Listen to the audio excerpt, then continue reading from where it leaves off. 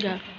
Contohnya di sini negatif 5 dikali negatif 2 sama dengan positif 5 dikali 2 sama dengan berapa adik-adik? 10. Ya, benar sekali 10. Kenapa di sini tidak ada tanda negatif dan negatif? Karena dalam operasi tersebut kalau misalkan negatif dikali dengan negatif hasilnya adalah positif. Nah, sampai di sini apakah adik-adik sudah paham? Sudah, Ibu. Tidak ada pertanyaan? Tidak. Ya. Nah, kalau sudah paham, kita akan masuk dalam materi selanjutnya yaitu pecahan.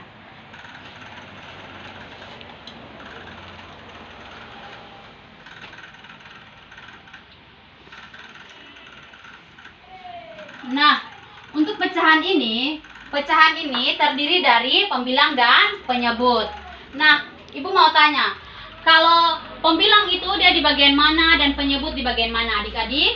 Pembilang di bagian atas, penyebut di bagian bawah. Nah, tepat sekali. Jadi, pembilang itu berada pada posisi atas, sedangkan penyebut itu berada pada posisi bawah. Nah, misalkan Ibu punya A per B. Misalkan Ibu punya A per B. Nah, di sini mana yang pembilang, mana yang penyebut? A pembilang, B penyebut. Nah, tepat sekali. Jadi di sini A disebut pembilang dan B disebut Penyebut. Ya, tepat sekali. Nah, jadi pecahan itu terdiri dari pembilang A per B yang disebut pembilang dan penyebut. Nah, karena dalam pecahan itu juga ada operasi-operasi yang kita harus gunakan, yaitu sama halnya dengan operasi pada bilangan bulat ada penjumlahan, pengurangan, perkalian, dan pembagian. Nah, untuk yang pertama di sini kita akan bahas tentang penjumlahan dari pecahan.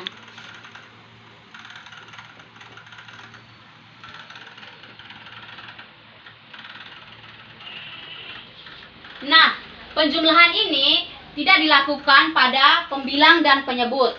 Namun, dua buah pecahan dapat dijumlahkan jika penyebutnya yaitu sama. Nah, jadi kalau misalnya untuk penjumlahan ini, kalau misalnya penyebutnya sama, berarti pembilangnya kita jumlahkan. Nah, tetapi bagaimana kalau penyebutnya Berbeda. Nah, kalau penyebutnya berbeda, kita harus samakan penyebutnya dulu. Nah, kalau misalnya pasti adik-adik bertanya, untuk samakan penyebutnya itu seperti apa ya? Betul adik-adik? Betul, Ibu. Ya. Jadi, caranya kita harus mengubahnya dalam bentuk KPK. KPK pada penyebut itu. Jadi misalkan di sini rumusnya A per B ditambah C per D. Nah, di sini karena penyebutnya berbeda toh. Ya. Penyebutnya berbeda berarti kita harus samakan penyebutnya dengan KPK. Nah, di sini misalnya kita buat di sini A dikali D dibagi B dikali D ditambah B dikali C dibagi B dikali D. Sama dengan di sini A kali D berarti AD dibagi BD ditambah BC dibagi BD. Nah, di sini penyebutnya sudah sama berarti pembilangnya kita jumlahkan. Nah, masuk di contoh soalnya. Misalnya contoh soalnya ya. Contoh misalnya di sini 2 per 3 ditambah 3 per 4. Nah, karena di sini penyebutnya berbeda, berarti kita harus samakan Penyebut. Berarti di sini kita kerjakan sama halnya dengan rumus yang tadi Ibu kerjakan. Misalnya begini. 2 dikali 4 dibagi 3 dikali 4 ditambah 3 dikali 3 dibagi 3 dikali 4. Nah, di sini 2 dikali 4 sama dengan 8. Dibagi 3 dikali 4 sama dengan 12. Ditambah 3 dikali 3 sama dengan 9. 9. Dibagi 3 kali 4 sama 12. dengan 12. Nah, di sini karena penyebutnya sudah sama, berarti pembilangnya kita Jumlahkan. Di sini berarti 8 ditambah 9 berapa adik-adik? 17. Ya, tepat sekali. Berarti sama dengan 17/12. 12. Nah, adik-adik sudah paham? Paham, Ibu. Ya, selanjutnya kita masuk di dalam pengurangan pecahan.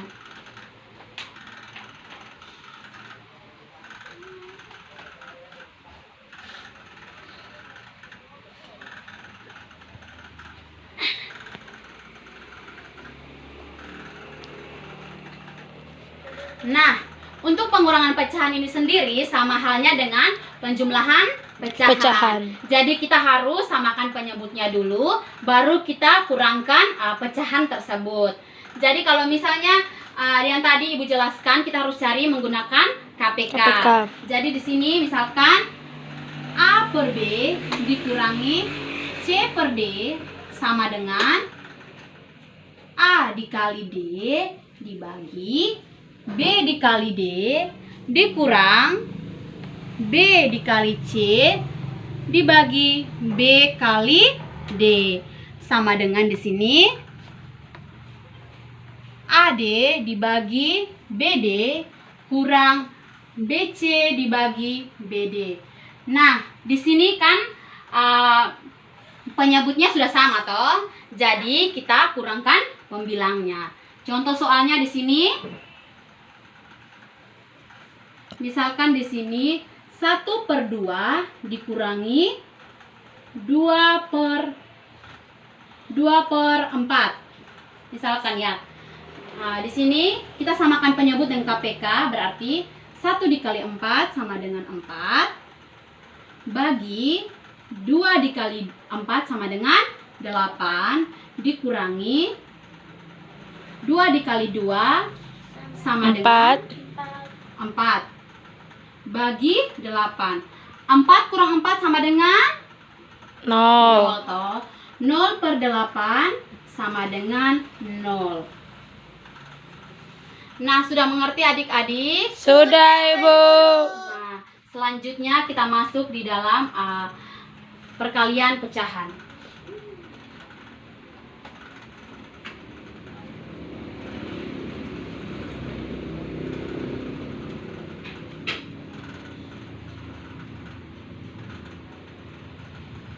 Nah, untuk perkalian pecahan ini berbeda dengan penjumlahan dan pengurangan pecahan.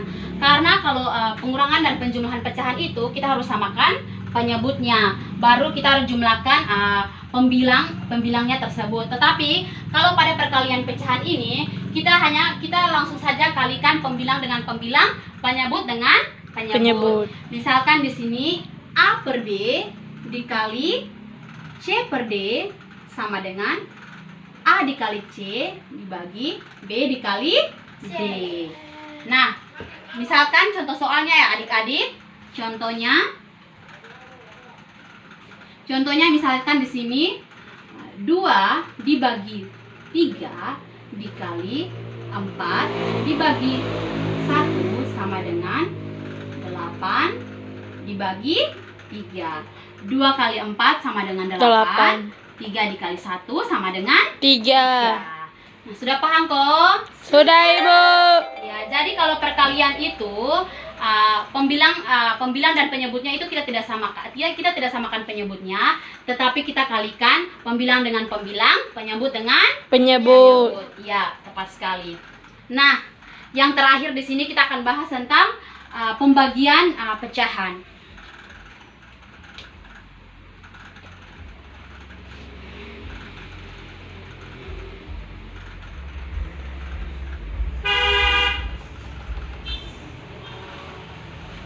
Nah, untuk pembagian pecahan ini sendiri kita harus mengubah dalam bentuk perkalian. Jadi pembagian misalnya di sini A per B dibagi C per D. Nah, untuk bagi ini kita harus ubah dalam bentuk perkalian. Jadi kalau kita ubah dalam bentuk perkalian, nah untuk pecahan yang bagian akhir yang ini C per D ini, kita harus pindahkan C sebagai penyebut dan D sebagai pembilang. Jadi misalkan begini, A per B dibagi C per D sama dengan A per B dikali C per D. Nah, misalkan contoh soalnya ya, C per D toh, C per D berarti kita harus rubah A per B dikali D per C supaya kita bisa kalikan kedua pecahan tersebut. Misalkan begini, contohnya 3 per 4 dibagi 2 per 3. Di sini kita lihat karena dia pembagi, kita tidak bisa membaginya, jadi kita ubah dalam bentuk perkalian, operasi perkalian, barulah kita mengoperasikan pecahan tersebut. Misalkan di sini 3 per 4 dibagi 2 per 3 berarti 3 per 4 dikali 3 per 2. Nah, sama dengan 3 kali 3 berapa? 9. Ya, tepat sekali 9. 4 kali 2? 8. 8. Iya. Jadi 3 per 4 dibagi 2 per 3 sama dengan 9 per 8. Nah, sampai di sini Ibu mau tanya, ada yang sudah paham dengan materi yang Ibu berikan? Sudah, Ibu. Iya, pintar sekali. Nah, sampai di sini materi kita tentang pembagian pecahan. Jadi, kesimpulan yang yang kita ambil dari sini yaitu kita belajar hari ini tentang apa saja? Bilangan bulat dan pecahan. Nah, bilangan bulat dan pecahan. Nah, bilangan bulat itu apa? Bilangan bulat itu apa? Bilangan bulat adalah bilangan yang terdiri dari 0, bilangan negatif, dan bilangan positif. Ya, tepat sekali. Terus untuk pecahannya, pecahan itu terdiri dari pembilang dan penyebut. ya, pembilang itu bagian Atas, penyebut bagian bawah. Ya, pintar sekali. Ini hari Ibu anak murid dong nih, pintar-pintar semua. Ibu baru jelaskan tapi dong sudah paham. Nah, untuk materi kita hari ini sampai di sini saja. Semoga materi yang Ibu berikan kalian bisa pahami dan kalian bisa pelajari di rumah kalian masing-masing. Sekian hari ini, salam untuk kita semua. Shalom.